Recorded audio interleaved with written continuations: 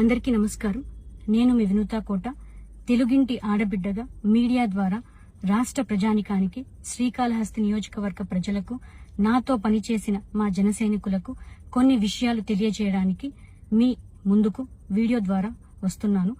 మనసు నిండా పుట్టెడు బాధతో మీ ముందుకు వచ్చాను. మేము చేయని తప్పుకి మేము జైలుకు వెళ్లినందుకు కూడా నాకు బాధ లేదు, కానీ మేము చంపాము అని మీడియా ఛానల్లో ప్రచారం చేయడం నాకు చాలా చాలా చాలా బాధ వేసింది. అతని చావులో మా ప్రమేయం లేదని గౌరవ కోర్టు భావించింది కాబట్టే నాకు 19 రోజుల్లో బెయిల్ వచ్చింది. సబ్సిక్వెంట్లీ 1 నెలలో మా అందరికీ బెయిల్ వచ్చింది. మేము ఫారెన్ లో లక్షల జీతాలు వదులుకొని రాజకీయాల్లోకి వచ్చింది ప్రజలకు సేవ చేయడానికి, కానీ మనుషుల ప్రాణాలను తీయడానికైతే కాదు. అలాంటి మనస్తత్వం మాది కాదు. ఈ కేసులో మాకు ఎలాంటి సంబంధం లేదని గౌరవ కోర్టులో మేము నిరూపించుకొని క్లీన్ చీట్ తో తప్పకుండా ఈ కేసు నుండి బయటకు వస్తాం. ఈ కేసు చెన్నై కోర్టులో విచారణ ఉన్నందున నేను ఈ కేసు గురించి ఇంతకు మించి మాట్లాడకూడదని మా లాయర్లు నన్ను సూచించారు.